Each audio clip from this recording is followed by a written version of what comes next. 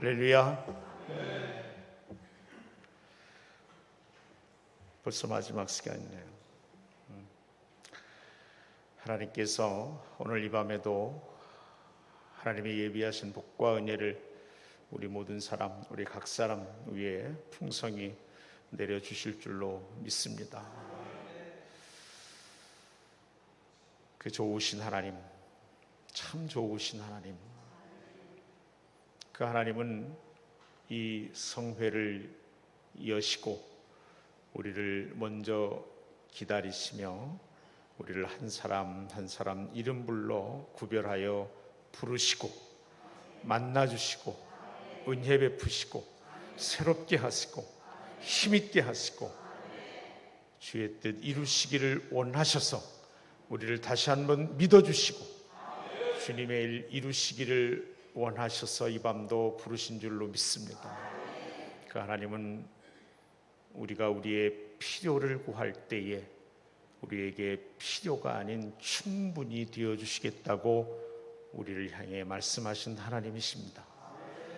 우리가 우리의 일부가 필요해서 구할 때 그분은 나에게 전부가 되어주시겠다고 말씀하시고 우리를 그분의 전부로 사랑하신 하나님이십니다. 그분 눈앞에는 나밖에 보이지 않았고 그분의 손바닥에는 내 이름이 새겨져 있어 모든 만민을 위한 죽으심이 나 하나를 위한 죽으심이었습니다. 그분은 그렇게 우리에게 전부가 되어주신 분입니다. 숯불만 봐도 숯불 앞에서 배신했던 부인한 베드로의 부끄러움을 숯불을 피워 직면하게 하시고 거기 배신의 밤, 부인의 밤, 부끄러웠던 그 닭으로 물던 밤이 아니라 떡과 생선을 구워 다시금 소성케 하시는 은혜를 베푸시는 자리로 삼으시고 세 번씩이나 부끄럽게 부인한 그에게 세 번 거듭거듭 네가 나를 사랑하지 않니? 네가 날 사랑하지 않니? 네가 날 사랑하잖아. 거듭거듭 그 속사람의 부끄러운 사랑을 불러일으키셔서 회복시켜 주시고 우리의 실수를, 우리의 실패를, 우리의 상처와 우리의 아픔과 우리의 모든 괴로움들을 직면하게 하시며 이기게 하시고 걸림돌을 디딤돌로 만드시며 우리도 또한 그분께 전부로 나아가게 하신 하나님이십니다. 그래서 우리는 그분을 사랑하되 다하여 전체로 온전히 드리고 남은 것 하나 없이 그렇게 하나님을 사랑하도록 우리의 사랑을 일깨워 세우신 참 좋으신 하나님이십니다. 그 하나님이 우리 교회를 세우셨음을 성령이 우리 교회의 시작임을 말씀해 주셨습니다. 그분이 우리 교회의 주인임을 말씀해 주셨습니다.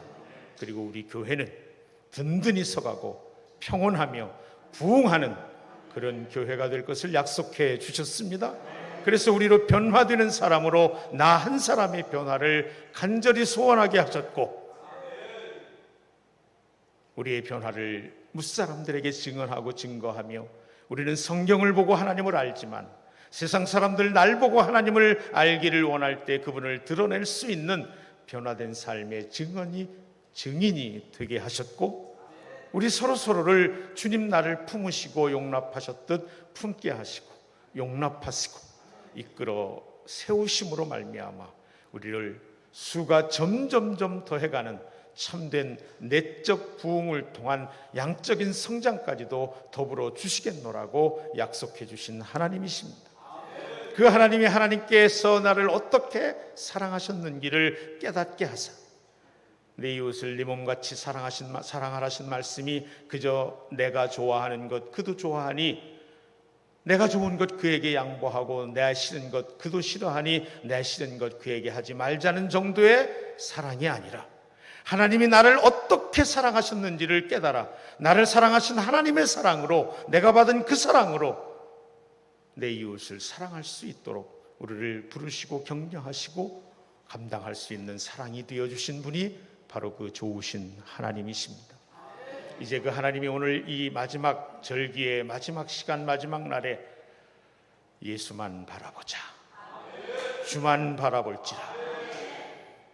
오늘 말씀을 통해 주님은 다시 한번 우리의 마음이 오로지 하나님만을 향하게 하시고, 우리의 마음이 오로지 주님만을 향하게 하시고, 우리의 눈이 오로지 주님께만 고정되도록 도우셔서 이 모든 허락하신 말씀이 말잔치가 아니라 능력이 되도록 이끄실 줄로 믿습니다.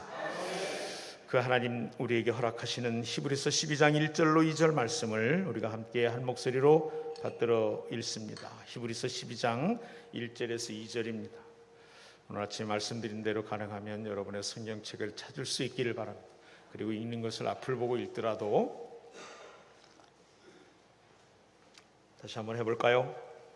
성경이 낡으면, 힘차게, 성경이 낡으면 내 영혼이 새로워지고, 성경이 새 것이면 내 영혼이 낡는다.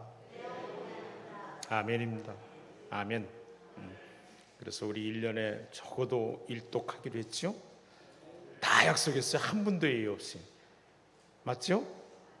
왜 갑자기 아멘 소리가 적어질까요? 뭐 억지로 했어도 한 건 한 거니까. 억지로 했어도 약속은 지키라고 있는 거니까. 그리고 하루에 1시간, 연말이면 모두가 다 하루에 1시간 기도해서 시험을 이기고 유혹을 이기는 미니멈, 최소한의 기도하는 모든 성도들이 다 되기로 약속한 줄로 믿습니다. 약속하게 하셨으니 지키도록 또 도우실 줄로 믿습니다. 아멘. 지기로 작정하지 말기로 했어요. 그죠? 여러분, 지기로 작정한 사람이 이기는 법 없어요. 지기로 작정한 사람이 이기는 법 없어요. 이기려고 길을 써도 질 때가 있는데 지기로 작정하고 들어가는 사람이 어떻게 이기겠어요? 그러니 우리는 아무튼 주님이 하신 승리를 어떻게 하면 되는 거예요? 우리는 쟁취하면 되는 거예요. 주님이 하신 승리를 우리는 내 것으로 삼기만 하면 되는 거예요. 주님이 하신 승리를 우리는 누리기만 하면 되는 거예요. 할렐루야.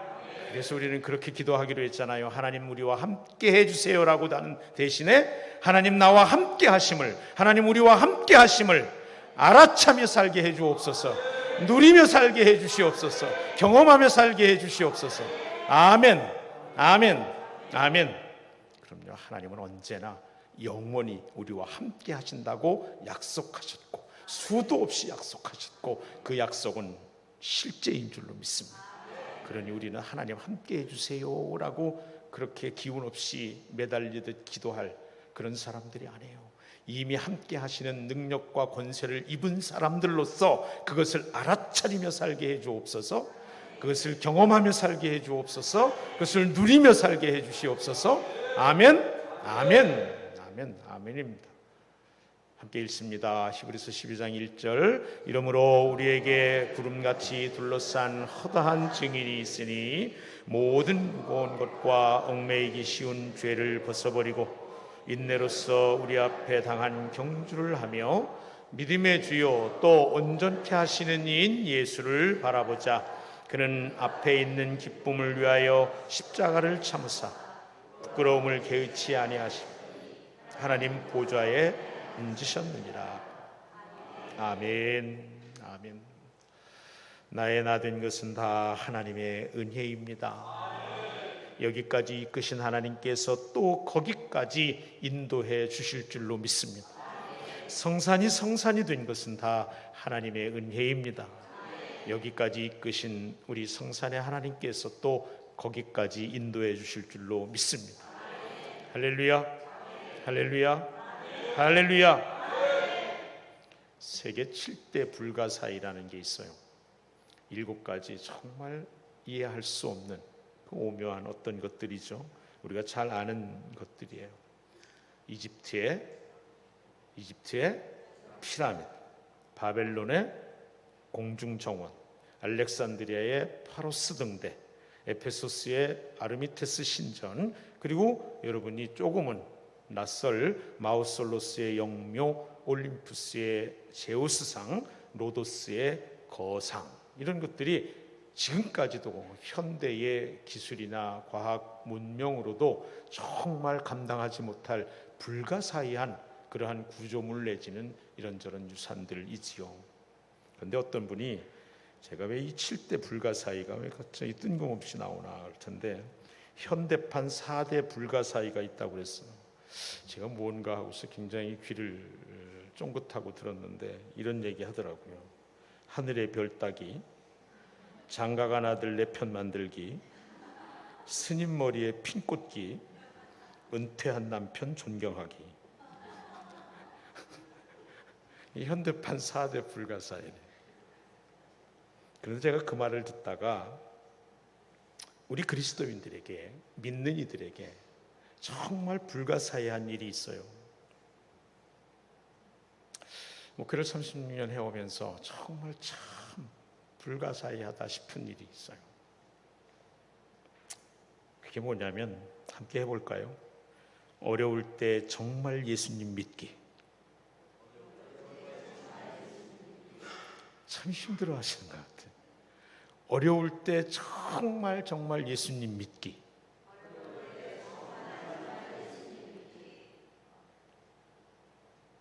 그렇지 않은 것 같아요. 그렇지 못한 것 같아요.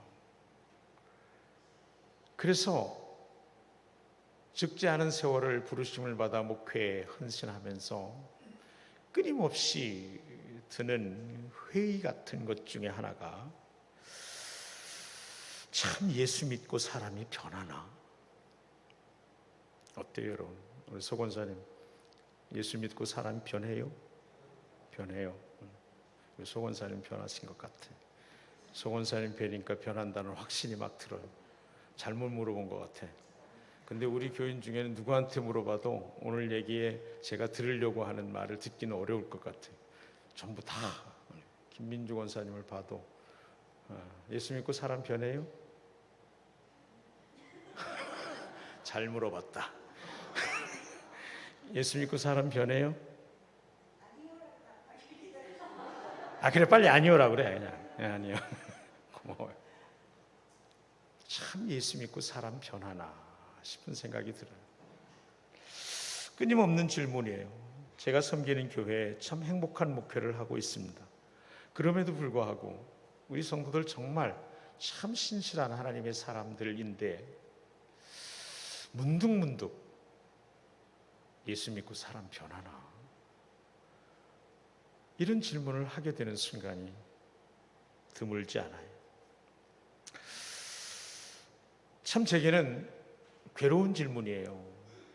왜냐하면 제 삶 전체를 송두리째 의미 없게 만드는 거거든요. 만약 여러분 예수 믿고 사람이 변하지 않는다면, 도무지 저의 사역이 무슨 의미가 있겠어요? 그죠? 예수 믿고 변하지 않는다면 제 삶 전체를 드린 이 시간들이 무슨 의미가 있겠나요? 그러니까 저에게는 그런 모습들을 볼 때마다 심각한 문제로 다가오는 거예요.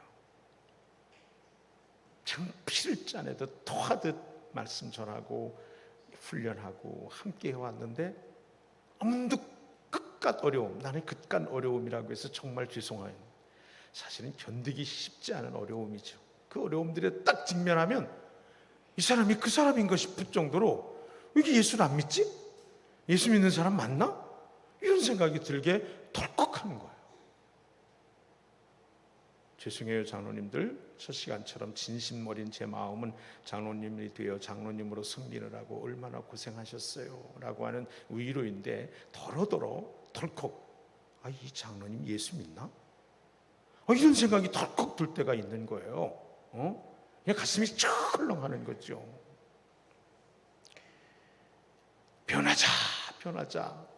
예수 믿는 것은 예수님처럼 살아가는 것이다. 목청이 터지게 외쳐도, 그렇게 설교해도 안 그런 사람, 안 그런 순간, 안 그런 사건을 딱 직면하면 덜컹덜컹 하는 거죠. 그러다가 어느 날 주님이 제게 하시는 음성을 들었어요. 너 뭐라고 설교하니?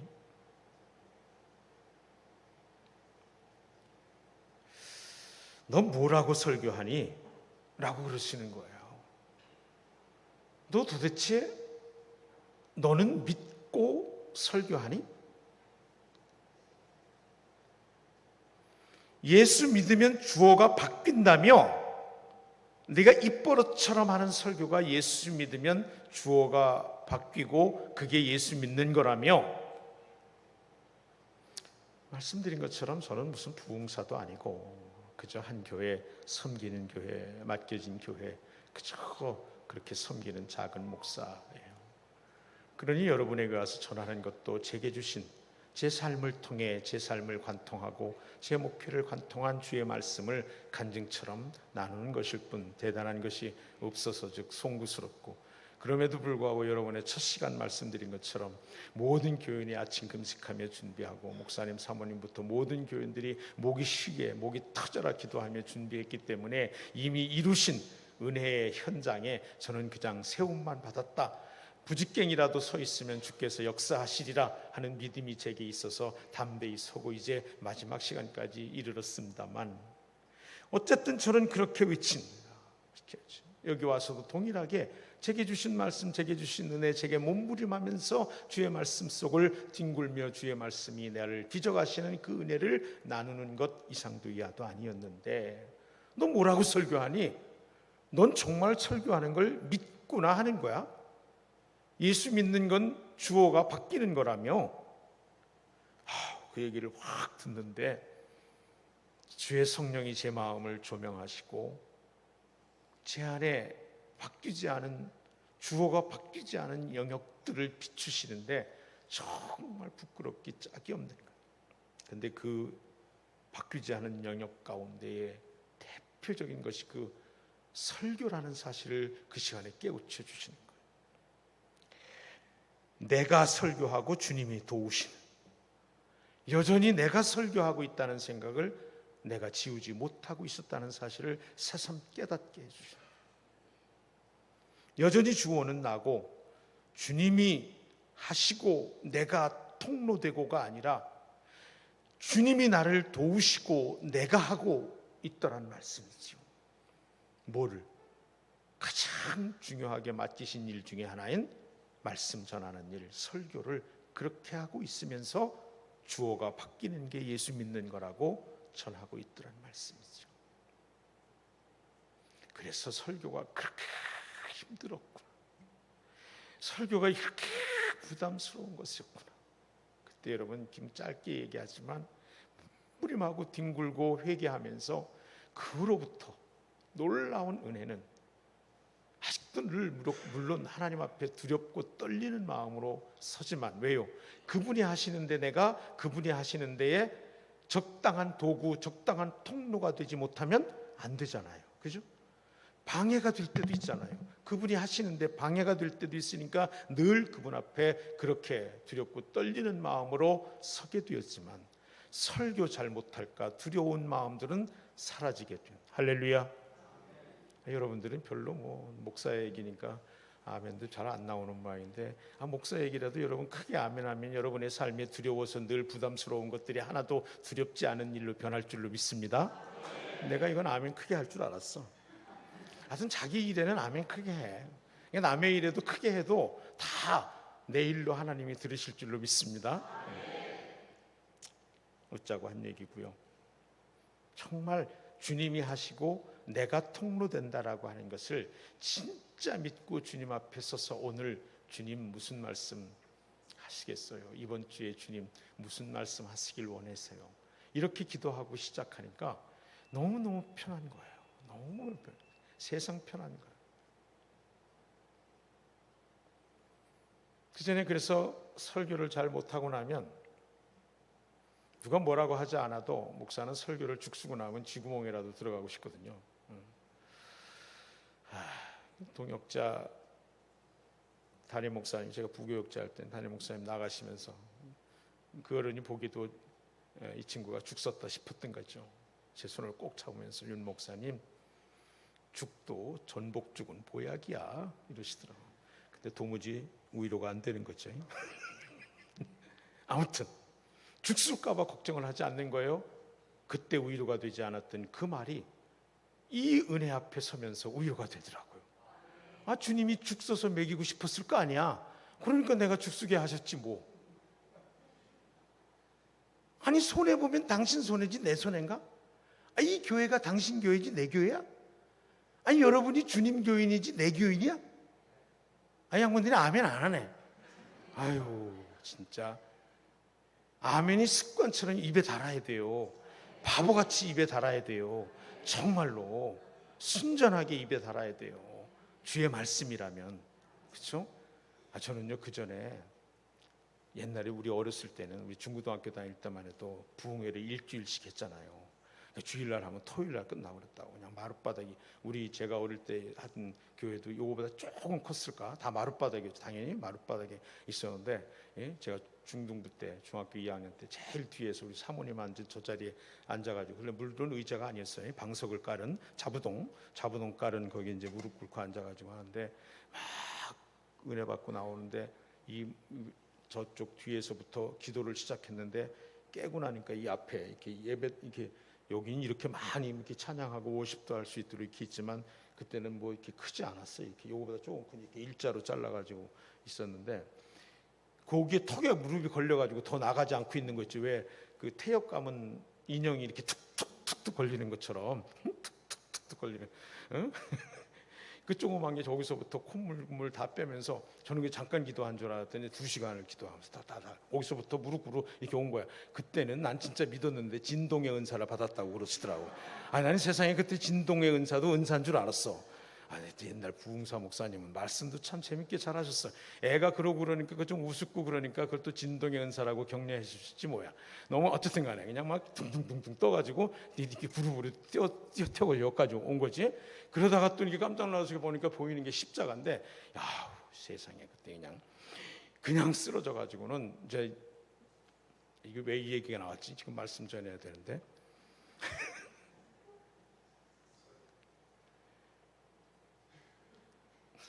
그 얘기 그만해야 되겠다. 나중에 기회가 되면 제가 받았던 그 어릴 적 주님 만났던 경험들, 정말 눈물 콧물 구멍이라는 구멍에선 다 물이 쏟아지던 그날, 온몸이 땀 범벅이 됐던 그날의 경험을 제가 지금도 잊지도 못해요. 방언이 터지고 입신이라고 들어보셨어요? 바울이 경험한 삼층천은 아니지만 저는 독특한 경험을 했는데, 누군가 천사 같은 분이 나타나고, 그도 얘기를 하고 있네 또. 천사 같은 분이 나타나서 따라가는데, 이런 축구공만한 게 자꾸 가로막는 거예요. 그분은 자꾸 저기 가는데, 조바심이 나서 견딜 수가 있어야지. 근데 자꾸 이리 가려면 막고 또 이리 가려면 막고, 축구공만한 게 막 그래가지고 그냥 몸부림하다 깼어.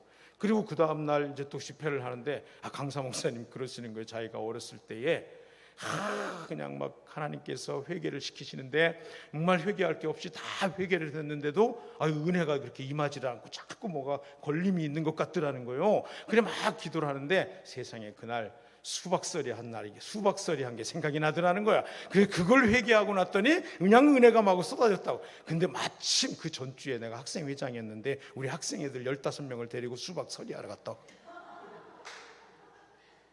그걸 어떻게 아신 거예요? 우리 목사님도 모르니까 분명히 찌르지는 못했을 거라고. 신통방통 꼬부랑통이지. 그 애가 그걸 어떻게 하셨냐고. 아무튼 간에 모르지만 그 얘기를 하는데, 그냥 그게 그렇게 막 회개가 되는 거예요. 또 그리고 이 앞에 가지고 또 태엽광경 인형처럼 퉁퉁퉁퉁 치다 쓰러졌지 뭐야. 그리고 그걸 회개하고 나서 진짜 내가 따라갔다니까, 남 어릴 적 얘기도 은혜스러우면 아멘 하는 거예요. 아이고 참. 근데 설교 얘기하다가 왜 이 얘기가 나왔어? 설교 얘기를 하다가 하나님 말씀을 전하는데도 그 마음에 하나님께서 하시면, 그분이 하시면 난 아무것도 뭐 어려운 게 없어. 왜? 말씀드린 게 초점이 이거였어요. 원래대로 돌아가면 이 교회가 누구 교회예요? 하나님 교회였어요. 여러분이 누구의 사람이에요? 하나님 사람이지. 여러분 가기한 목사님 사람이 아니에요. 여러분 윤광식 목사의 사람이 아니에요. 가기한 목사님은 여러분을 영적인 길로 함께 인도하고 돕도록, 주님 만나도록 돕도록 세우신 하나님의 사람인 거예요. 가 목사님 혹시 여러분에게 여러분이 내 사람이라고 그러던가요? 그러면 가 목사님 잘 전한 거 아니니까 죄송해요. 그런 일 없었을 테니까. 그런 거 아니에요. 그런 거 아니죠. 물론 여러분 그 표현하기에 따라서 여러분들은 내 사람이라고 할 때는 동역자로서 그렇게 표현할 때 그것을 괜히 또 달리 듣진 마십시오. 아무튼 그러고 나니까 정말 내 마음속에 말로 다 할 수 없는 편안함과 자유함이 있는 거죠.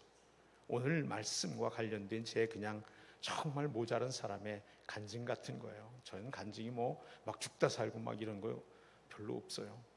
죽다 살고 이런 건 없지만 제 마음속에 자주자도 특히 말씀을 읽다 찬양을 하다가 기도를 하다가 하나님께서 깨우쳐 주시고 또 아이를 키우다가 사람을 만나다가 이런저런 일을 하다가 주님이 불현듯 멈춰서게 하시는 순간들이 얼마나 제게 많은지 몰라요. 그분은 자주자주 저를 멈칫 서게 하세요.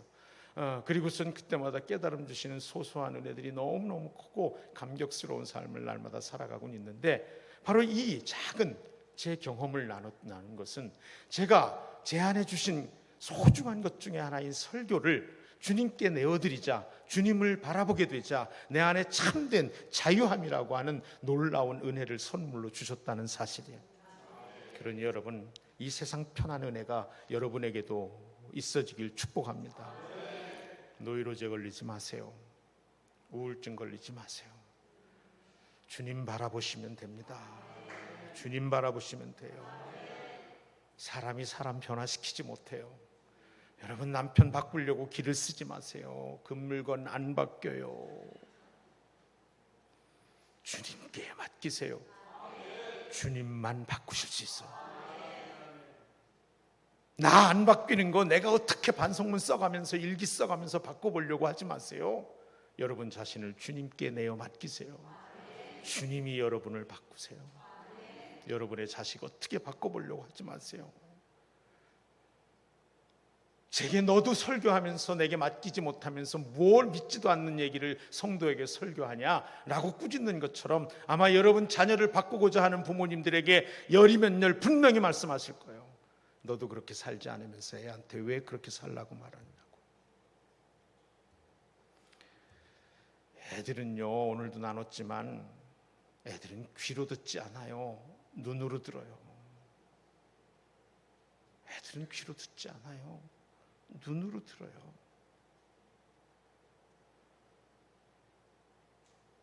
우리들의 삶을 바꾸는 분이 하나님 한 분이라면, 우리가 해야 할 일이 있다면 그분을 바라보는 일인 줄로 믿습니다. 오늘 주신 본문 2절 다시 한번 상반절만 함께 읽겠습니다. 시작. 믿음의 주요. 아멘. 믿음의 주요 또 온전하게 하시는 이인 예수를 바라보자. 새 번역 성경으로 읽으면 이렇게 번역되어 있어요. 시작. 믿음의 창시자요 완성자이신 예수를 바라봅시다. 아멘. 내게 믿음이 있는 것도 내가 가진 줄 알았지만, 내가 시작한 줄 알았지만, 내 안에 믿음을 시작하신 분이 누구라고요? 믿습니까? 우리의 믿음을 말씀 위에 세우시기를 원합니다. 이것이 초지일관 하나님께서 우리에게 도전하시는 바잖아요. 이번 집회에 계속해서 우리에게 주님이 하시는 말씀이에요. 우리의 믿음을 우리의 느낌이나 경험이나 체험, 환경과 형편은 물론이거니와 우리의 신앙적 경험에도 세우면 안 되는 거예요. 경험과 체험은 정말 소중한 거예요. 경험이 있는 사람, 주님 체험이 있는 사람 당할 자가 없지요. 그러나 우리의 믿음의 근거가 되는 건 아니에요. 우리의 체험은 있다가도 없기도 하고, 우리의 경험은 정말 상층천을 오르내리다가도 지옥을 곤두박질 치기도 한다는 사실이에요. 우리의 경험은요, 우리의 믿음을 세울 만하지 못해요. 우리의 믿음을 세울 것은 오로지 하나님의 말씀 위에요. 아멘. 아멘. 오늘 말씀하시는 거예요. 믿음의 주요, 이 말이 무슨 말이냐면 믿음의 창시자요. 우리의 믿음을 시작하신 분이 주님이세요. 그래서 믿음도 주님 것이고 믿음도 은혜예요. 이것을 먼저 깨달아야 돼요. 우리의 믿음을 창시하신 분이 주님이세요. 여러분, 믿어보려고 해도 믿어지지 않던 일들 있죠. 여러분, 말씀 붙잡고 믿어보려고 하는데 안 믿으려고 해서가 아니라 아멘을 골백 번을 했는데도 안 믿어지는 거야. 믿게 해주세요, 믿음 주세요 했는데도 안 믿어지는 거야. 그런데 어느 날 갑자기 믿어지는 거예요. 믿음은 믿어지는 거예요. 믿음은 믿는 게 아니고 믿어지는 거예요. 심지어는요, 제 이 못난 간증을 들어보세요. 참 부끄러운 일인데, 제가 감리교 신학대학교를 나왔어요. 학부 4학년 1학기를 마치고 잠시 쉬는데, 그 이듬해 2월 말쯤 됐어요. 아직은 날이 찬데 담벼락에 쭈그리고 이렇게 앉아 있는데, 제 마음속에 정말 무슨 온갖 시름 가득해서 세상죄 지고 가는 어린 양이 있다면 내 인생일 거다 싶은 자기 연민까지 가득 차가지고, 도대체 나는 왜 왔을까? 나는 왜 신학교를 4학년까지 다녔을까? 참 부질없다. 짧게 얘기하면요, 제가 고등학교 때까지 공부를 아주 썩 잘했어요. 믿거나 말거나 믿는 분이 거의 없는 것 같은데, 잘했다면 그냥 잘한 줄 아세요. 잘했어요. 시골에서 공부 못한 애들이 어디 있겠어. 그러니 우리 아버지가 제게 대해서 기대가 굉장히 컸어요. 그런데 갑자기 덜컹 이놈 자식이 고등학교 3학년이더니 신학교 간다는 거야. 그리고 우리 아버지가 너무너무 화를 내가지고 이제 족보에서 판다고. 제가 아들론 장남이었거든요. 손이 귀한 집에. 그래서 쫓겨나가지고 1년 동안 집에서 잠을 못 잤어요. 그래서 제가 그때부터 글을 쓰고 이랬기 때문에 지역사회에 문호회라고 하는 그 문학 동인이 있었는데, 그 동인에서 동인회관을 얻었는데, 그게 방이 있어가지고 그 방에서 1년 동안 자면서 학교를 다녔거든요. 그냥 그렇게, 그러니까 집에서 쫓겨나가지고 살면서 그렇게 해서 간 학교가 신학교예요. 근데 신학교를 4학년까지 다니는 동안에도 이 회의와 이걸로 그냥 범벅이 된 채로 도무지 확신도 줄도 안 서는 거예요. 이대로 목회할 수가 없겠는 거예요. 그렇게 집에서 쫓겨나 그 수모를 겪으면서 그것이 내게 주신 하나님의 소명이라고 붙들고 그 어린 나이에 울며 불며 간 그 선지동산이, 따옴표 선지동산이 내게는 회의만 가득한 그런 곳이. 80년대 초반에 여러분 정치 상황이 또 어땠는지도 아시잖아요. 정말 어지러울 때요. 신학생으로 젊은 신앙인으로 어떻게 살아야 되는지 막 그냥 너무너무 범벅이 된 얄팍한 성경 지식으로 막 고민해도 되지도 않고, 그래 쭈그리고 담벼락에 이렇게 앉아 있는데, 갑자기 그 옆에 조그만한 그 무슨 풀인지 요만한 진짜 이 손가락만한 풀이 이렇게 돋아있는데, 노란 그것도 아마 국화 종류일 것 같아. 노란 꽃 하나가 조그맣게 정말 동전만하게 이렇게 펴 있는데, 그걸 이렇게 물끄러미, 정말 아무 생각, 내가 꽃을 쳐다보고 있다는 것도 느끼지 못하고 거기에 그냥 시선이 그냥 가 있었어요. 머물러 툭 던져진 거예요. 내 시선이 툭 던져져 있었어요. 근데 거기 벌이 하나 갑자기 싹 들어온 거야. 그러니까 시선이 거기만 이렇게 돼 있었던 거지, 그냥 넉넉고. 근데 거기에 벌이 있었는 줄 몰랐지만 딱 들어온 거예요. 그러니까 그 벌을 딱 쳐다보는데, 이 벌이 그 나비 꽃 위에서 날다 멈추다, 날다 멈추다, 바로 이 앞에 이렇게 쓰는 거죠. 근데 그 벌의 날개를 보는 순간, 여러분 벌 날개를 보셨어요? 잠자리 날개, 매미 날개 이런 거 보는 거 비슷하다 생각하면 돼. 그것이 축소판이니까 이 벌의 날개를 보는 순간 뒤통수를 후려치는, 정말 지금 제가 하면 소름이 쫙 끼치고 온몸에 전율이 나는 거예요. 뒤통수를 후려치는데 하늘의 음성이 들리는 거예요. 태초에 하나님이 천지를 창조하시니라. 여러분은 믿음이 좋아 아멘 하지만, 저는 지금 여기도 소름이 막 돋는데, 그 말이 그때 정말 믿어지는 거예요. 그 얘기는요, 제가 교회 학교 다닐 때부터 암송한 거죠. 태초에 하나님이 천지를 창조하시니라. 아멘. 창세기 1장 1절 말씀. 이건 뭐 우리 교회 학교 때부터 알고. 제가 그때 어디 다녔다고요? 몇 학년까지 다녔다고요? 저는 당연히 믿는다고 생각했죠. 그거 믿지 않았겠어요, 제가? 당연히 믿었죠. 당연히 믿었죠. 그런데 정말 믿지는 않고 있었던 거예요. 하나님이 세상을 만드셨다는 게 그때 진짜 믿어지는 거예요. 그러면서 그 신혈처럼 한 3개월을 죽는 줄 알았어요. 몸살이 나고 막 이래가지고. 짧게 얘기를 하면, 그러면서 하나님이 제게 주신 마음이 뒹굴듯 막 신혈이 나서 멸꽃이 나고 막 죽을 것 같이 막 그렇게 막 하나님이 날 다루시는 그 말씀 그 한마디로, 태초에 하나님이 천지를 창조하시니라. 하나님이 천지를 창조하셨으면 하나님이 나도 만드셨겠구나. 날 만드실 때는 목적이 있으셨겠구나. 그럼 어떤 목적일까? 이러면서 내가 어떻게 살아야지 해서 하나님이 내게 가진 목적이 무엇이지? 라고 묻는 물음이 달라진 거예요. 믿어지니까 질문이 달라지는 거예요. 나 어떻게 살아야지? 이 어지러운 세상에 내가 어떻게 살아야지? 청년 그리스도인이, 신학생 그리스도인이 어떻게 살아야지? 정말 건강하고 정말 치열하고 젊은이다운 패기 있는 질문이잖아요. 맞잖아요. 그런 질문하고 살아야죠. 치열하게 살아야죠. 되는 대로 살 수 없죠. 그러나 하나님은 그 치열한 질문이 우리가 논한 대로 하면 혼적인 질문에 머물렀다는 것을 깨닫게 하신 거예요. 전작 믿음에서 나온 것이 아니었어요. 내 나름대로 읽은 내 신학에서 나온 이야기였어요. 내 열심이었을 뿐이었어요.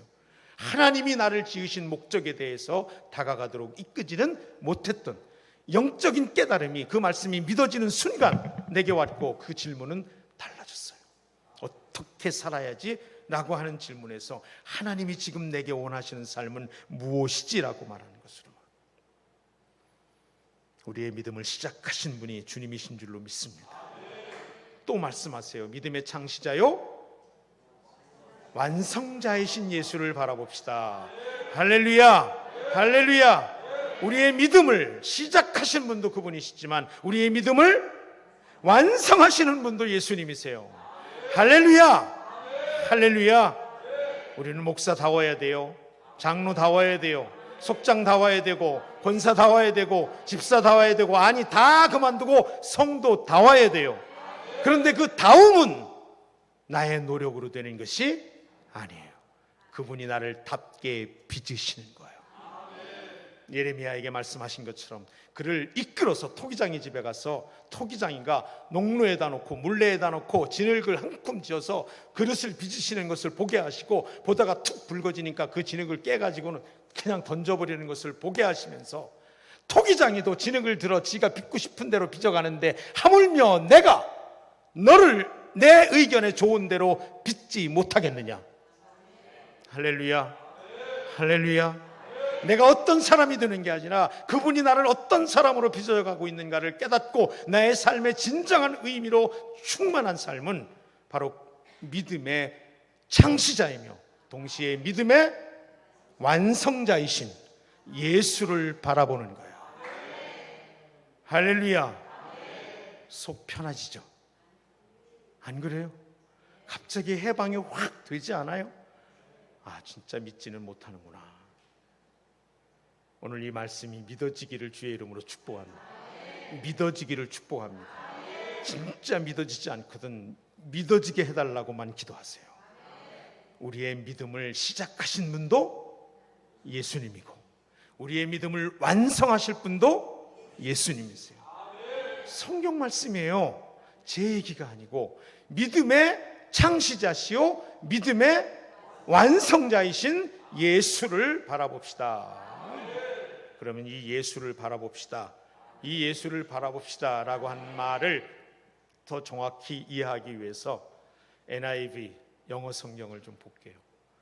영어 성경, 영어 선생님도 계시지만 Let us fix our eyes on Jesus. 발음이 영 안 돼서 안 들리거든 그냥 보세요. 저거 읽은 거예요 제가. Let us fix, 고정시키자. 우리 고정시킵시다. 여러분 뭔가 흔들릴 때 그죠? 고정시키잖아요. 야 저거 왜 이렇게 펄럭이고 흔들리냐, 꼭 좀 고정시켜. 그러면 앞빈이든 못이든 뭐든 가서 꽉 고정시키잖아요. 움직이지 못하게. 고정시키면 움직이지 못하는 거예요. 안 하는 거예요. 그죠? 움직이지 못하는 거예요. 고정시키자. 어떻게? 뭘? Our eyes, 우리의 눈을 어디에다가? On Jesus. on은 처소, 그죠? 장소. 김대근 선생님 맞아요, 안 맞아요? 맞아요. 좀 크게 좀 해주세요. 영어 선생님이 격려를 해주셔야지. 예, 맞아요. on은 어디 위에, 이런 뜻이에요. 그러니까 예수님께 우리의 눈을 고정시키자. 예수님께 우리의 눈을 고정시키자. 이게 예수만 바라보자라는 뜻이에요. 예수님께 우리의 눈을 고정시키자. 고정시킨 눈은 움직일 수 있어요, 없어요? 옆에서 벌이 쏜다고 벌 쳐다볼 수 있어요, 없어요? 하늘이 무너진다고 쳐다볼 수 있어요, 없어요? 아이고, 진짜 없어요. 내가 덜컹 죄송해요, 암이 걸렸어요. 쳐다볼 수 있어요, 없어요? 어머니 대답을 안 하지. 내 눈이 예수님께 고정되어 있는데 내가 암이 걸렸어요. 쳐다볼 수 있어요, 없어요? 거기 없어요? 없어요? 없어요? 아니 뭐예요? 있어요, 없어요? 있을 수 있지만 있을 수 없다, 이런 얘기잖아, 그죠? 우리의 연약함은 나도 모르게 나의 아픔과 고통과 힘겨움에 다가가지만, 여러분, 암을 특별히 얘기해서 혹 그런 어려움을 겪고 있는 분들의 연약함을 제가 질타하거나 그분들의 그 몸부림을 폄하하려는 그 눈꼽만큼도 없어요. 다만 그것이 얼마나 힘겨운 일인가라고 하는 것에 예로 든 것뿐. 사람은요, 남이 암으로 죽어간다고 해도요, 내 손톱 밑에 가시가 더 아픈 게 인간이에요. 여러분, 얼마나 치사한지 몰라요. 심지어는 내 형제가 암으로 죽어간다는데도요, 내 눈에 들어간 가시 때문에 며칠 눈 못 뜨고 있는 게 더 죽을 맛이에요. 그냥 여러분, 뭘 쳐다본다라는 게 웃기는 일이에요. 그래서 그 말씀 드리려고 하는 거예요. 암이라는 고통을 겪고 있는 분들의 그 아픔이나 힘겨움들을 쉽게 말하는 건 조금도 아니니 오해하지 마세요. 우리가 말하는 건 그런 거예요. 그 어떤 어려움이고 어떤 힘겨움이고 거꾸로 또 어떤 좋은 것, 일확천금이 쏟아지고 대박이 나고 뭐 어떤 일이 있어도 우리가 우리의 눈을 예수님께 고정한 이상 우리는 어떤 좋은 것에도 어떤 어려운 것에도 눈을 돌릴 수 없다. 하나님이 저와 여러분을 버릴 수 없는 것처럼, 이게 말씀의 시작이에요. 그분은 우리를 버리지 않는 것이 아니라 버릴 수 없는 거예요. 이것이 믿어질 때 우리는 그분 말고는 다른 걸 쳐다보지 않는 게 아니라 쳐다볼 수 없게 되는 거예요. 왜? 그분이 나의 전부이기 때문에. 이 암도 그분에게 속해 있기 때문에. 암을 쳐다볼 때는 암을 가지고 하나님께 갖다 드리지만 그분을 쳐다보게 되면 암체 나 자신을 그분께 드리게 되니까. 아멘이에요? 이 차이를 아시겠어요? 내 자녀의 문제를 바라보면 내 자녀를 자꾸 갖다가 드리지만 나는 믿지도 못하면서, 나는 그렇게 살지도 못하면서, 그러니까 백날을 버려도 열심은 있지만 되지도 않고 맨날 실패만 하고 아픔만 하고 심지어는 기도해도 안 된다라고 말하는 불신앙의 늪에 빠지지만, 그 자식을 바라보지 않고 주님을 바라보는 눈을 고정시켜 바라보게 될 때에 우리는 그 자식을 끌어안은 채로 나 자신을 하나님께, 그분께 내어 맡기게 되는 줄로 믿습니다. 이게 우리의 눈을 그분께 고정하는 거예요.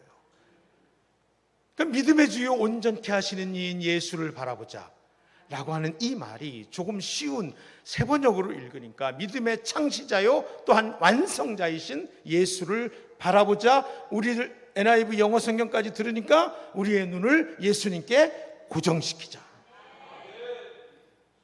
주님이 나를 버리지 못하시는 것처럼 나도 그분에게 고정된 눈을 다른 데로 돌리지 못하는. 할렐루야. 근데 이 일이 쉬워요? 일이 쉽냐고요? 뭔 대못으로 박아놔도 아마 막 찢어져도 돌릴 거야. 찢어져도 돌릴 거야. 우리 지금 그러고 있는 분 안 계세요? 찢어지는데도 막 돌리고 계신 분 안 계세요? 응? 대못으로라도 박아놨으면 다행인데 실핀으로 박아놓고서는 휙 돌려버려요.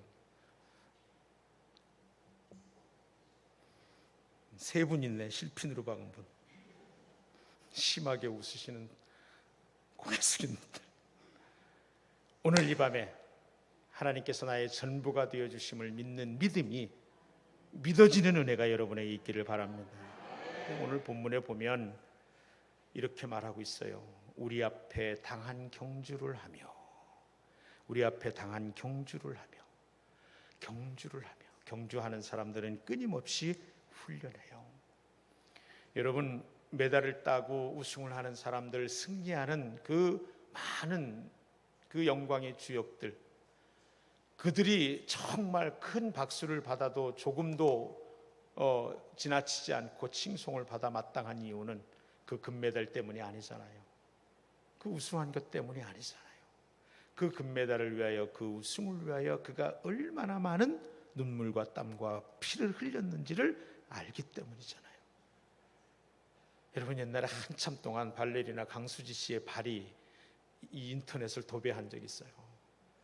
그 세계적인 발레리나가 되기 위하여 그분의 발은요, 정말 사람 발이 아니었어요. 막 이렇게 막 꼬이고 막 마디마다 불퉁불퉁 막. 그 발이 되기까지 여성으로서, 여러분, 발 애끼느라고 맨날 마사지 받는 분도 계시죠. 발 모양 틀어졌다고 뭐 이거 막 끼고 다니는 분도 이거 막 계시죠. 근데 그분은 그렇게 되는 것을 알면서 그렇게 해야 힘이 있어지고 온몸으로 날듯이 춤을 출 수 있는 것을 알기에, 그렇게 되는 걸 모르고 훈련한 게 아니에요. 그렇게 되기까지 얼마나 아프겠어요. 이 여러분, 정상적인 발이 그런 기형으로 바뀌기까지 얼마나 오랫동안, 얼마나 지나긴 고통을, 얼마나 죽을 것 같은 아픔을 견뎌야만 했겠어요. 그가 그렇게 세계적인 발레리나가 된 것은 바로 그와 같은 발이 있기 때문에 가능했어. 우리는 그에게 찬사를 보내는 거죠. 믿음에서 승리하는 사람들은 그 믿음의 선한 싸움을 위한 숱한 믿음의 상처를 온몸에, 온 삶에 지니게 되는 줄로 믿습니다. 그래서 바울 사도는 그렇게 말했어요. 갈라디아 교회를 향해서 이후로는 나를 괴롭게 하지 말라. 내 몸에 그리스도 예수의 흔적을 지녔노라. 이 흔적은 스티그마라고 하는 헬라어인데, 당시에는 종들에게 찍는 낙인 같은 거였어요. 상처든, 이건 아무개의 것. 바울에게는 온 몸에 예수님의 것이라고 하는, 예수님의 사도이기 때문에 흘려야 했던 피의 자국들, 받아야 했던 그 숱한 모멸의 자국들을, 실제로 매를 맞고 갇히고 했던 수없이 많은 상처들이 온 몸과 마음에 투성이었어요. 그것은 그가 하나님의 종이라고 하는 낙인과도 같았고, 그것은 결코 부끄러운 것이 아니라 세상에 비할 수 없는 영광이었기에 더 이상 나를 괴롭게 하지 마라. 반대자들과 대적자들에게, 까닭없이 그를 괴롭히는 이들에게 그가 내세운 건 단 한 가지였어요. 그의 고매한 인격도, 그 높은 지식도, 그 좋은 가문도, 그 좋은 문벌도 아닌 예수 그리스도를 위하여 당하게 된 온몸에 겪은 상처였어요. 경주를 한다는 것은 그 상처를 기꺼이 받아들인다는 거예요. 작은 상처 때문에 삐지고 욕하고 분란 일으키고 심지어 교회를 떠나고, 또 그런 사람들을 또 비난하고 상처를 주었으면 보듬고 또 보듬어야 되는데,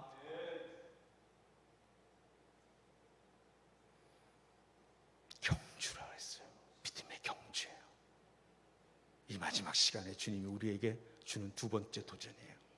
첫 번째는 믿음도 주님의 선물이요, 주님이 시작하시고 주님이 완성해 갈 거라고 하는 믿음에 대한 믿어지는 은혜이고, 두 번째 그 믿음의 경주는 그야말로 경주이기에 우리가 끊임없이 그 경주를 끝까지 완주하기 위하여, 우리 중학교 2학년 어린 학생이 50일 기도를 완주한 것처럼 완주하기 위하여 끊임없이 훈련하고 오래 참고 견디는, 그래서 여러분 고린도전서 13장을 읽어보세요. 12장에서 수없이 많은 성령의 은사들을 이야기한 사도 바울이 내 이 모든 은사들보다 더 좋은 것을 너희가 구하기를 원한다. 내가 더 좋은 것 얘기해 줄게. 그리고 말씀한 게 최고의 은사 사랑이에요. 그래서 고린도전서 13장을 사랑장이라 그렇게 말하는 거예요. 근데 그 사랑장을 가만히 보세요. 사랑 없으면 아무것도 아니다라는 이야기로 시작해서 사랑은 하고 사랑의 속성을 이야기하는데 가장 많은 것이 뭔지 아세요? 오래 참고 견디고 바라고, 오래 참고 견디고 참아내고 견디고 바라고 소망하고, 이게 사랑의 제일 큰 속성인 거예요.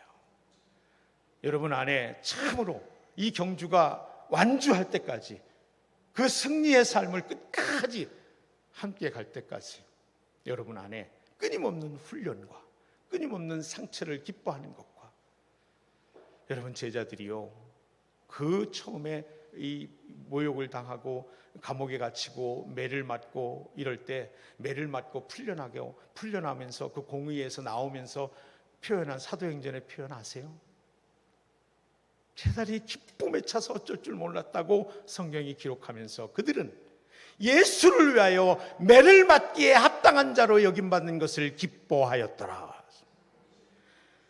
얼마나 견딜 수 없는 기쁨이에요. 예수님 때문에 매 맞게 합당하게 여겨진 게 기뻤다는 거예요. 진짜 예수쟁이로 안 믿는 사람들에게 여겨진 게 기뻤다는 거예요. 저놈 예수 믿는 놈이니 죽여야 돼, 저놈은 진짜 예수쟁이야, 저거 죽여야 돼, 이 말 들은 게 그렇게 기뻤다는 거예요. 그래서 다음, 모든 무거운 것과 얽매이기 쉬운 죄를 벗어버리고 인내로써, 모든 무거운 것과 얽매이기 쉬운 죄를 벗어버리고 인내로써.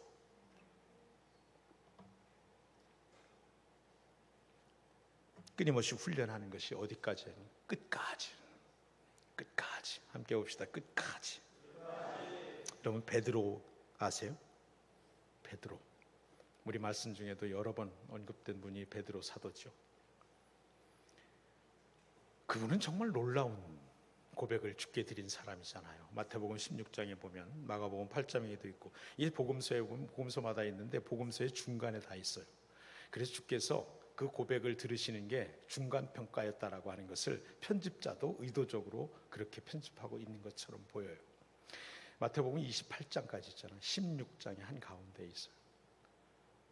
사람들이 나를 누구라고 그러느냐? 예레미야라고 그러고 엘리야라고 그러고 선지자 중에 하나라고 그러고 세례 요한이 살아왔다고도 그럽니다. 관심 없어요.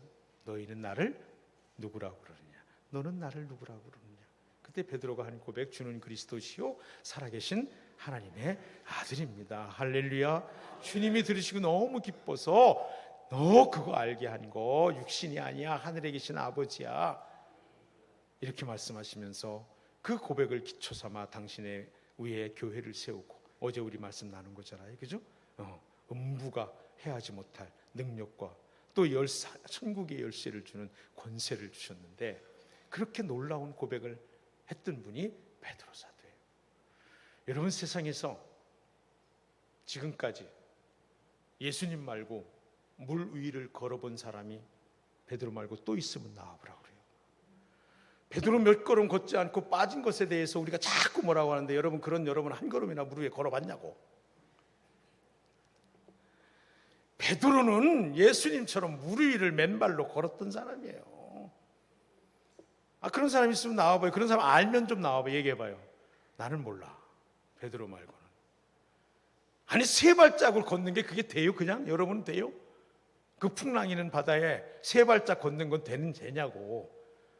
우습게 생각하지 마, 남일이라고. 아무나 하는 거 아니에요. 베드로밖에 못한 거예요. 제자 12 중에 그 일 한 사람은 베드로밖에 없어요. 고만한 믿음이라도 가진 사람. 우리는 고만한 믿음이 깨만한 믿음도 우리는 없잖아요. 그냥 걷는 거지. 그런데 말이에요, 그분이 그 놀라운 고백과 믿음의 행위로 산 예수님의 수제자 베드로가, 예수님이 잡히시던 밤에는 그의 모습을 복음서 3개가 동일하게 한 단어로 설명하고 있어요. 누가복음 22장 54절. 예수를 잡아 끌고 대제사장의 집으로 들어갈 새 베드로가 멀찍이 따라가니라. 마가복음 14장 54절.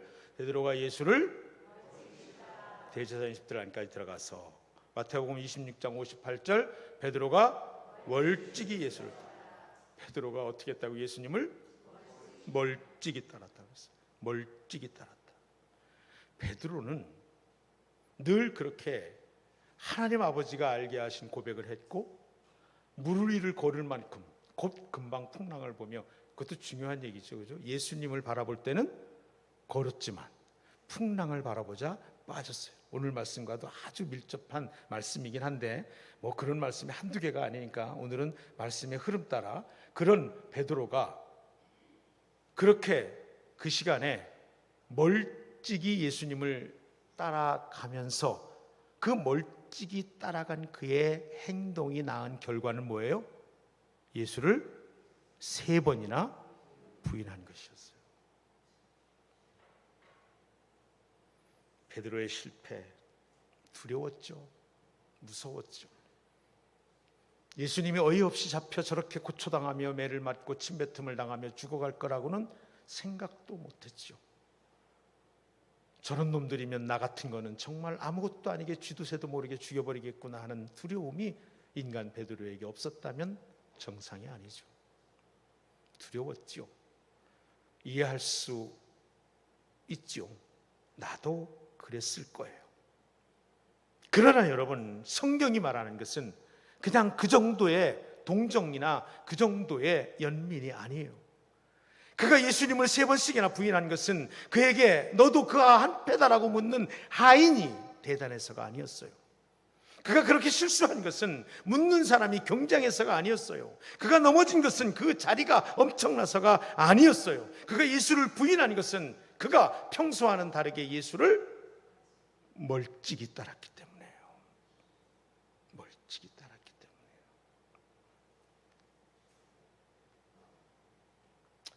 그가 그럴 사람이 아니에요. 그런데 그런 사람이 됐어요. 로마의 군병들이 와서 예수를 잡으려고 하는 그 겟세마네 동산에서 그는 용감하게 칼을 빼요.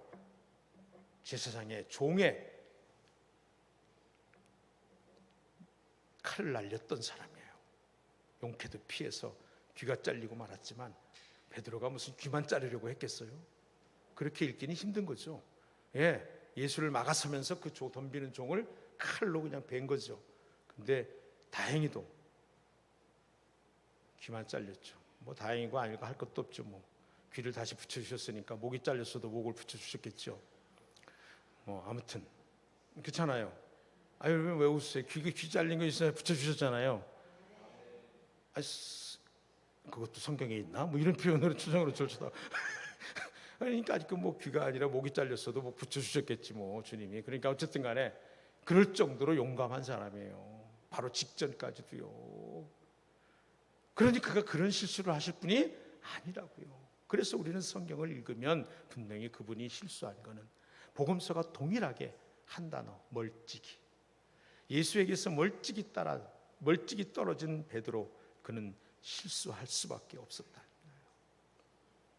히브리서 3장 14절에는 여러분 방송실은 제일 끝에 이성구가 있을 거예요. 맨 끝에 히브리서 3장 14절. 제가 좀 이렇게 말씀을 줄이느라고 이게 아마 제가 드린 PPT 자료에 그렇지 맨 끝에 히브리서 3장 14절 우리 함께 읽습니다. PPT 보고 읽을게요. 우리가 시작할 때에 확실한 것을 끝까지 견고히 잡으면 그리스도와 함께 참여한 자가 되리라. 아멘. 오늘 본문이 있고 또 지금 찾아 읽은 본문이 있는 히브리서는 여러분이 아시는 대로 핍박이 거세어지자 다시 유대교로 돌아가려고 하는 유대교에서 개정한 그리스도인들을 격려하고 신앙에 굳게 세우기 위해서 쓰여진 편지예요. 그러니까 신앙을 잃어버릴 위기에 있는 이들, 이 현실적인 고난과 핍박, 죽임의 위협 속에 신앙을 그냥 포기할까 싶어하는 이들을 격려하기 위해 쓰여진 책이 이 히브리서예요. 이 히브리서에는 그런 격려하고 독려하고 힘있게 붙잡아주는 말씀들로 가득 차 있는데, 히브리서 3장 14절은 그 멀찍이 따른 베드로와 관련해서 이렇게 표현하고 있는 거예요. 우리가 시작할 때에 확신한 것, 예수께서 나의 구원자가 되시고 예수께서 나의 주인이 되신다는 이 우리가 시작할 때 이 확신한 것을 어떻게 해요? 어떻게? 끝까지. 그 다음에 어떻게? 견고히 잡으면. 할렐루야. 끝까지 견고히 잡으면. 여러분, 여러분의 믿음을 잡되 끝까지 잡으시기를 축복합니다. 여러분, 잡되 견고히 잡으시기를 바랍니다. 여러분, 가끔 허리를 다칠 때 허리를 삐끗했단 말을 좀 듣게 되잖아요. 허리 삐끗했단 말을 그 전에 어머니한테 가끔 들었는데, 그때는 언제냐면 꼭 저만큼 있는 걸 이렇게 그냥 이렇게 잡다가 그 별로 무겁지도 않은 걸 이렇게 잡다가 허리를 삐끗하니, 조금만 다가가서 이렇게 잡으셨으면 허리를 다칠 이유도 없고 어디도 상할 이유가 없었는데, 손 내밀어 가지고 그냥 이렇게 쉽게 이렇게 생각하다가 그만 삐끗해 가지고는 며칠 동안 그냥 허리를 못 쓰시고 아무것도 못 하신. 믿음도 다르지 않아요. 멀찍이 있으면 그 틈만큼 사탄이 개입하는 거예요. 우리 주님은 다시 오실 때 구름 타고 오시지만 사탄은 틈을 타고 와요. 이런 말 하는데 웃지도 않고 아멘 심지어는 안 하고, 정말 마지막 시간인데 아주 실망이 많이 돼. 몇 시간 더 해야 될 것 같아요. 우리가 전부 이렇게 합을 맞으려면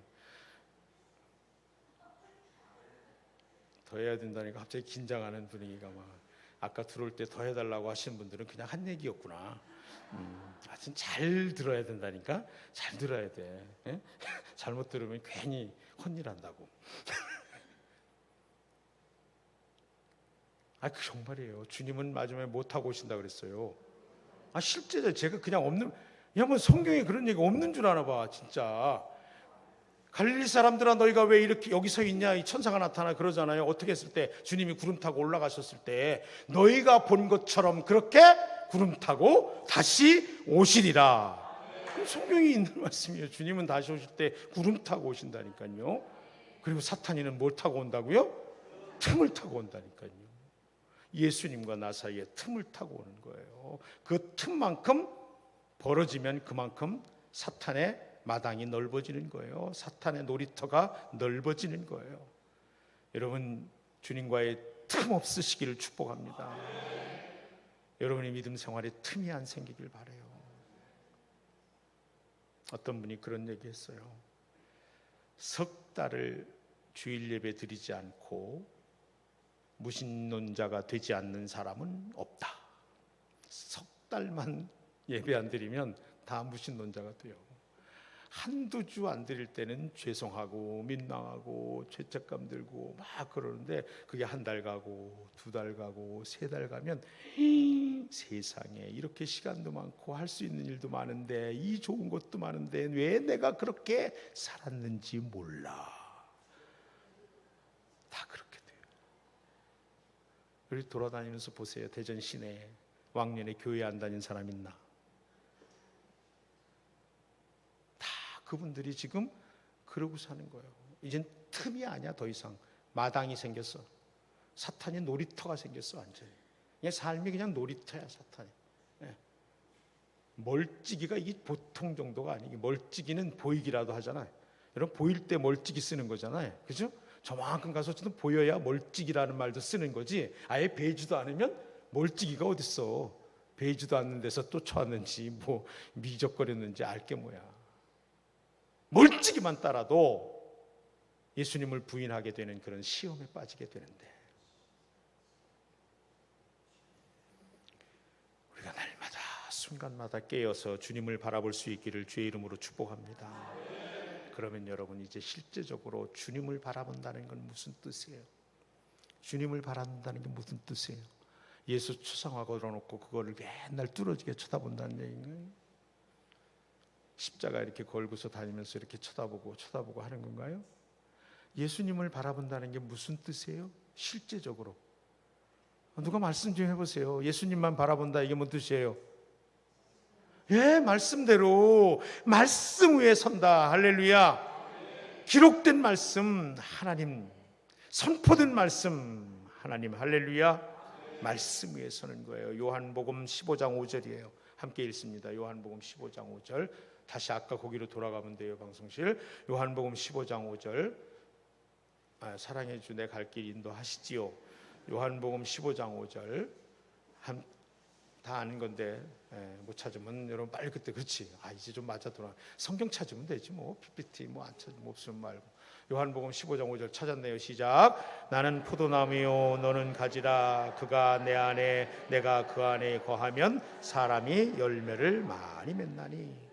이 주님이 그렇게 말씀하셨어요. 그 요한복음에서 너희가 내 안에 내 말이 너희 안에 거하면, 할렐루야. 내가 너희 안에 그렇게도 되는데 내 말이 너희 안에, 내 안에 거하라 하신 말씀이 이어서 내 말이 너희 안에. 그래서 내가 곧 내 말이고 내 말이 곧 나다라고 하는 것을 충분히 이해할 수 있게 요한복음 15장은 말씀하고 계세요. 너희가 내 안에 내 말이 너희 안에 거하면, 여기 5절에는 내가 그 안에 그가 내 안에, 이 말을 풀어서 뒤에 너희가 내 안에 내 말이 너희 안에, 주님을 바라본다라고 하는 것은 말씀 위에 내 믿음을 세우는 거예요. 그래 마태복음 24장 35절은 주님이 친히 이렇게 말씀, 천지는 없어질지언정 내 말은 없어지지 아니하리라. 다른 사람 말고 환경도 말고 심지어 자신도 말고 그거 다 없어질 거예요. 천지 다 없어질 거예요. 그것들 바라보지 말고 나를 바라보라. 말씀 위에 서라. 천지는 없어져도 없어지지 않을 말씀 위에 서라. 여러분, 항해한 사람이, 바다를 항해하는 사람이 목적지를 잃지 않고 바라보게 하는 게 뭐예요? 등대죠. 등대. 그 등대는 움직여요, 안 움직여요? 안 움직이죠. 등대가 비바람 속에 너무 멀어가지고 그 불빛이 보이질 않아. 근데 가까운 데에 있는 막 비바람 폭풍우가 치는데 또 하나 불빛이 있어. 보니까 등대는 아닌데 요동을 치는 게, 그걸 바라보고 거기로 가. 근데 거기도 같이 헤매는 배야. 그러면 그 길이 맞아요, 틀려요? 살 길이에요, 죽을 길이에요? 같이 죽는 거예요. 같이 죽는 거예요. 이렇게 얘기하니까 그저 남의 얘기 같지요. 여러분이 바라보는 것은 등대예요, 아니면 또다시 여러분과 함께 흔들리는 배예요? 어떤 불빛에 여러분은 기준을 두고 살아가는지 모르겠어요. 산에 올라서 또는 사막에 가는 이들이 하룻밤에도 막 지형이 변하는 사막 속에서 밤낮을 계속해서 밤길을 걸어야 하는, 그래서 사방팔방 향방을 잃어버릴 수밖에 없는 그곳에서 참 그들에게 방향을 알려주는 나침반이라는 게 있는 거예요. 캄캄해서 별빛도 보이지 않을 때, 그래서 북극성, 북두칠성도 별자리들도 때를 따라 변하는 그 별자리에 대한 해박한 지식을 알고 있어도 캄캄하여 별들도 보이지 않는 그 밤에도 가야 할 길을 가르쳐주는 나침반이 있다면 그는 길을 잃지 않고 그 산을, 그 사막을 건너갈 수 있는 줄로 믿습니다. 제가 그 전에 파일럿한 우리 집사님에게서 들은 얘기예요. 비행훈련을 할 때에 수없이 많은 시간을 비행훈련을 하는데 그 중에 그냥 막 비행기가 이렇게 어떤 기기 안에 들어가서 하기도 하고, 실제로 나중에는 이 비행기에서 하기도 한다는데, 이게 막 이렇게 왜 엎어졌다 막 이렇게 왜 비행기에 가다가 그냥 가기만 하는 게 아니라 엎어졌다 막 이렇게 간대요. 그러면 막 이게 엎어지면 내려가면은 어떻게 되는 거예요? 내려가면 올라가는 것 같고 올라가면 내려가는 것 같고 막 그럴 거 아니에요, 그죠? 그래가지고 나중에는 이게 지금 내가 올라가고 있는지 내려가고 있는지 분간이 있는데요. 그래가지고 내가 내려가는 것 같아가지고 막 올리는 이렇게 기기 장치를 올리려고 하고 보면 기계는 올라가고 있다고 써있대요. 올라가고 있다고. 그 훈련을 하는 거래요. 자기 느낌을 믿지 말고 어떤 경우에도 계기판을 믿어라. 그래야 사는 거예요. 자기 느낌을 믿고 내려가는 것 같아서 올렸는데 올라가고 있었던 거예요. 그러면 그래도 좀 다행인데, 내려가고 있는데 올라가는 것 같아서 내린 거예요. 그냥 곤두박질 쳐서 산산이 부서져 죽고 마는 거예요. 실제로 그런 사고들이 항공 기기의 결함 때문에 일어나는 사고도 있지만 조종사의 그런 착각 때문에 일어나는 사고가 상당히 많다는 거예요. 그때마다 기기의 계기판을 신뢰하는 훈련을 가지라는 거예요. 여러분, 그거는 기계니까 절대 진리는 될 수가 없지요. 그러나 우리가 믿는 하나님, 우리가 바라보는 주님은, 우리가 세울 그 말씀은 천지는 없어져도 모든 것은 다 변해도, 내가 믿고 의지하던 거, 재물, 사람, 권세, 명예, 자식 다 없어져도 결코 변하지 않을 말씀, 그 말씀 위에 우리를 세우는 것이 예수님을 바라보는 것이고 예수님께 우리의 눈을 고정하는 것이라고 말씀하고 있는 거예요. 저는 오늘 이 밤에 한 사람을 꼭 소개하고 싶어요. 이 절기의 마지막 날에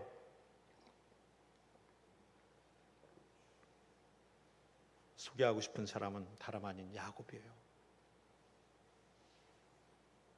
야곱, 그는 할아버지 아브라함 그리고 아버지 이삭, 그렇게 전해오는 믿음의 가문 속에 그 가문의 영광스러운 담지자가 되기를 원했어요. 어디서부터 원했냐면 태중에서부터 원했어요. 그래서 그는 어머니 리브가 뱃속에서 함께 쌍둥이로 쌍태로 잉태된 다른 형제와 먼저 나가려고 싸웠어요. 유감스럽게도 다른 형제가 먼저 나왔어요. 그 형제는 온몸이 붉어서 불타는 뜻의 에서라는 이름을 갖게 되었어요. 그런데 어떻게든 길을 쓰고 먼저 나와서 장자가 되어서, 그때는 장자 독식의 사회였어요. 장자가 전부를 갖는 거였어요. 그래서 어떻게든 그 아브라함 할아버지 아버지 이삭에게로 내려오는 그 장자의 복과 장자의 명분을 갖기를 원해서 발꿈치라도 잡고서 먼저 나가보려고 나갔는데, 그만 둘째로 나가면서 발뒤꿈치를 잡고 나왔기 때문에 그의 이름을 발뒤꿈치와 유사한 뜻의 야곱이라고 하는 이름을 갖게 되었어요. 그는 그렇게 태어날 때부터 끊임없이 이기고 싶었고 끊임없이 승리자가 되길 원했어요. 그리고 그가 꾼 꿈은 결코 세상에 썩어질 것들은 아니었어요. 할아버지 아브라함에게 약속하신 그 놀라운 하나님의 백성이 되는, 어디로 가든지 함께 하시는, 자손이 바다의 모래알처럼 하늘의 별처럼 땅의 모래알처럼 많게 되는, 이 땅으로 다시 돌아오게 되는 놀라운 복의 담지자가 되는 것이었어요. 그러나 그는 그 꿈을 얻기 위하여 끊임없이 사람들과 겨루어요. 태어나면서부터 형 에서와 싸웠어요. 졌어요. 견딜 수가 없어요. 이대로 멈출 수는 없었어요. 기회를 보니 배고픈 형이 사냥을 하고 돌아와요. 팥죽을 맛있게 끓이고 있었어요. 경히 여긴 에서는 팥죽을 얻어먹고 장자의 명분을 팔죠. 장자의 명분, 자, 이걸 어떻게든 이용해보자. 호시탐탐 노리고 있는데 아버지 이삭이 죽을 때가 돼서 형 에서에게 내가 좋아하는 음식 가서 해와라. 내가 기쁘게 먹고 너를 축복하기를 원한다. 이제 장자 독식이 형 에서에게로 넘어가기 직전이었어요. 이제 명분 같은 것들은 아무 소용이 없게 된 순간이 찾아온 거예요. 어머니 리브가도 부엌에서 들었어요. 형 에서가 아버지가 좋아하는 짐승을 사냥하러 나간 사이에 둘이 짰어요.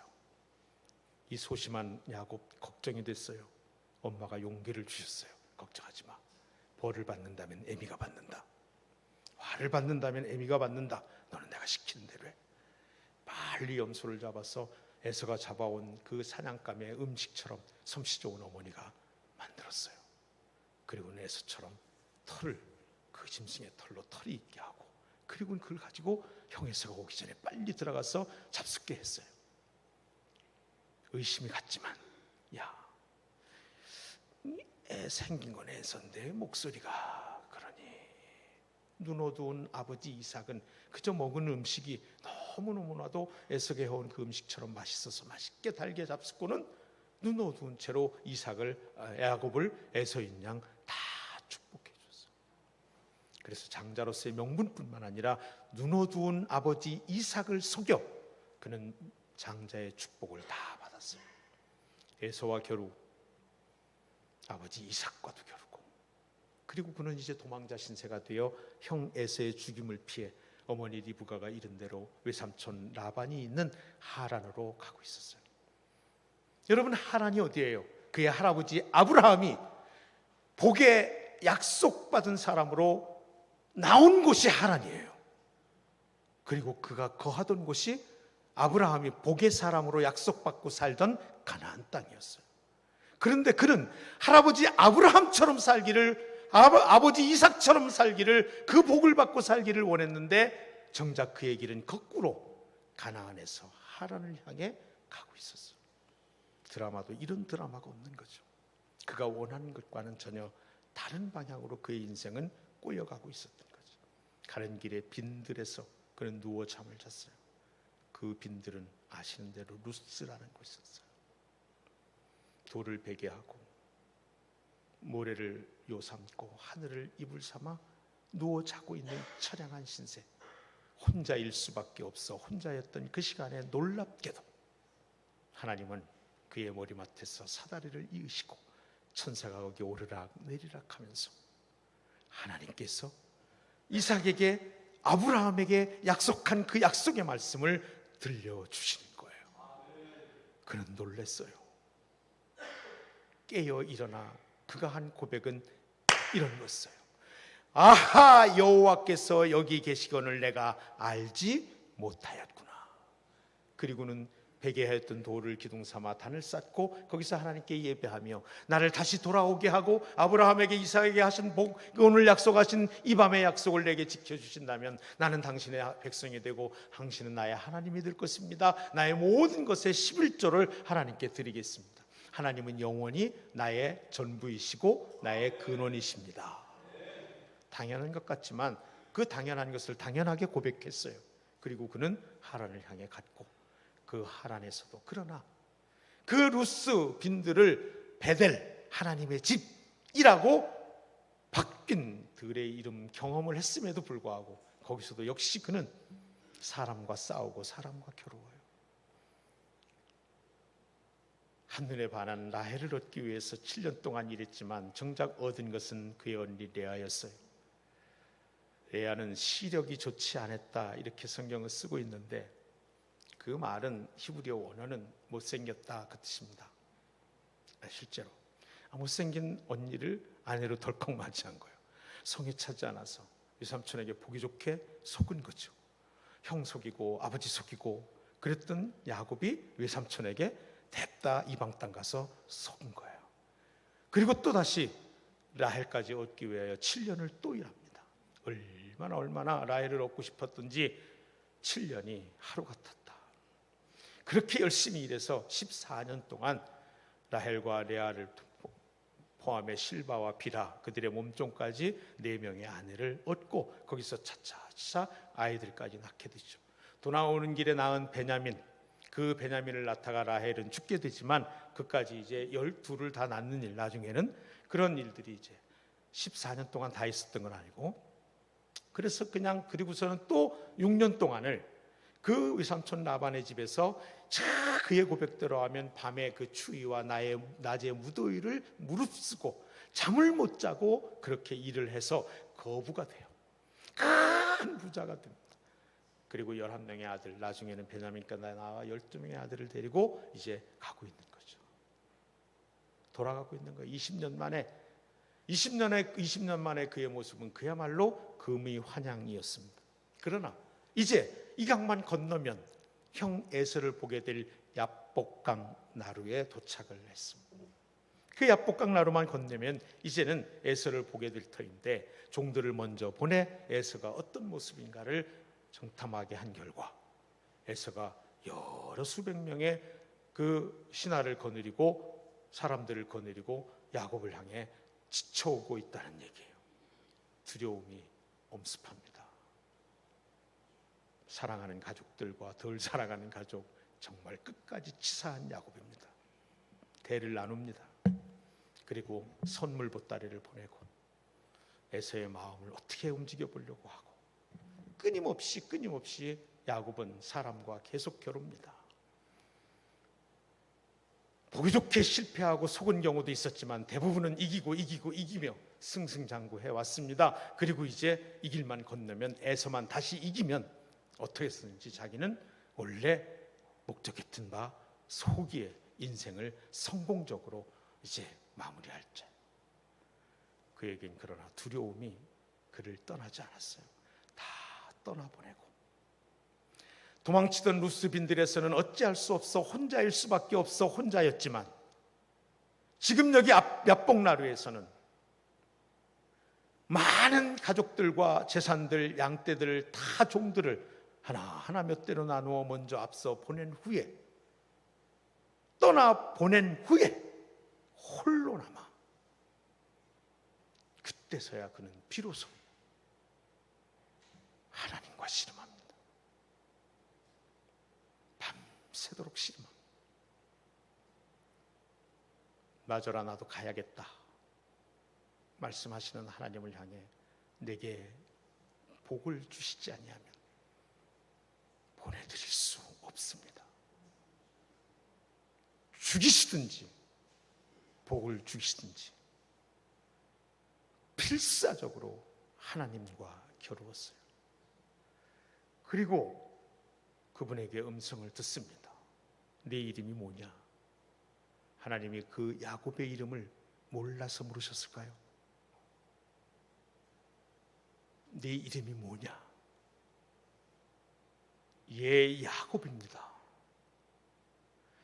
다른 어떤 사람도 아니고 하나님께서 물으시는 이름, 그 이름 앞에 대답하는 야곱입니다라고 하는 것은 야곱 발뒤꿈치를 잡았다.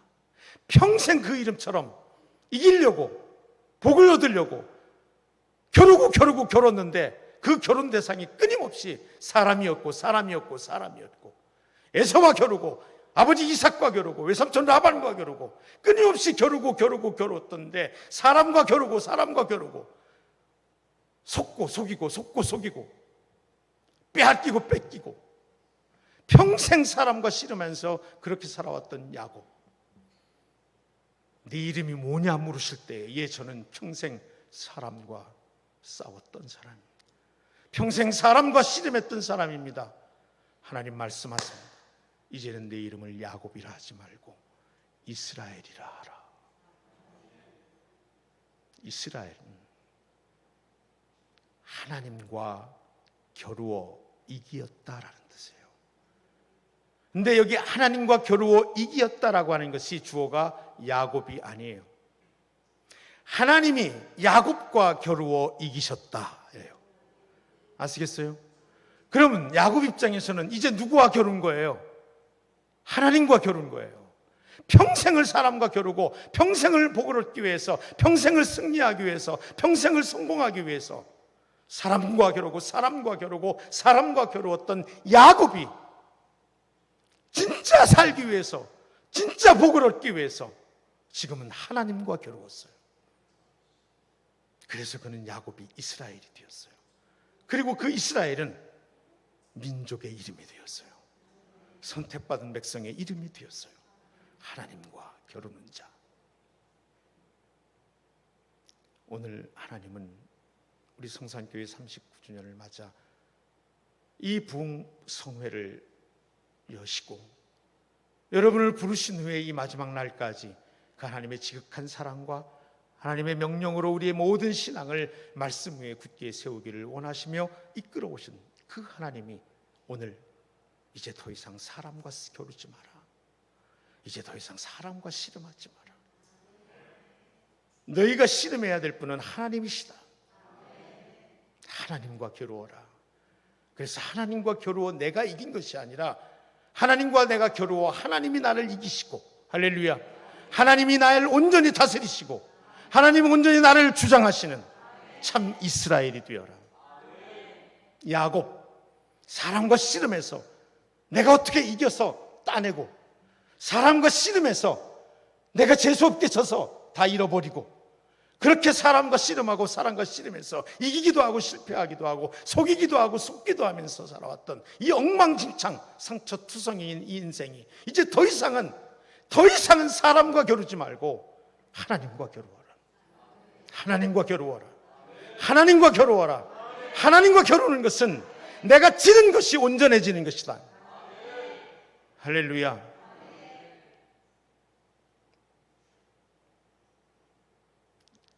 그렇게 싫은 남편과 겨루려고 하지 마세요. 그를 내게 주신 하나님과 겨루세요. 그렇게 어려운 부모님과 겨루려고 하지 마세요. 나를 그 부모님에게서 태어나게 하신 하나님과 겨루세요. 원망을 내도 하나님께 하세요. 자식들과 겨루지 마세요. 그 자식을 내게서 태어나게 하신 하나님과 겨루세요. 나를 시험에 들게 하는 사람들과 겨루지 마세요. 그를 내 형제로 주신, 자매로 주신 하나님과 겨루세요. 여러분의 어떤 문제와 씨름하지 마세요. 그 문제를 내 인생 앞에 놓인, 그 인생을 직면하게 하신 하나님과 씨름하세요. 이것이 우리가 예수를 바라본다는 뜻이에요. 이것이 우리 삶에서 주님께 우리의 시선을 고정한다는 뜻이에요. 이것이 우리의 믿음을 말씀 위에 세운다는 뜻이에요.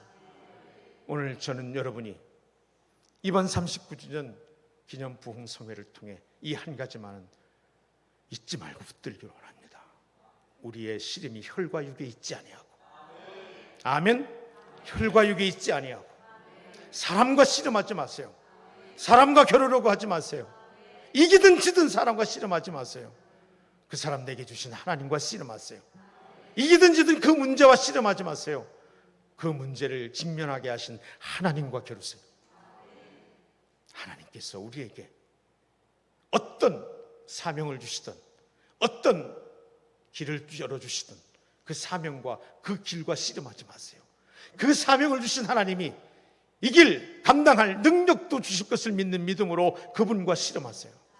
나의 길을 열어주시는 그분 앞에 그 길이 비록 가시밭길 험한 길일지라도 가야만 한다면 그 길을 능히 걸어가고도 남을 승리하게 하실 주님과 겨루세요. 그럴 때 우리는 참으로 우리의 믿음을 말씀 위에 세우게 되고 우리의 믿음이 참으로 승리하는 믿음이 되어 우리는 이제 더 이상 야곱이 아니고 이스라엘로 살게 될 줄로 믿습니다. 이스라엘로 살게 될 줄로 믿습니다. 이스라엘로 살게 될 줄로 믿습니다.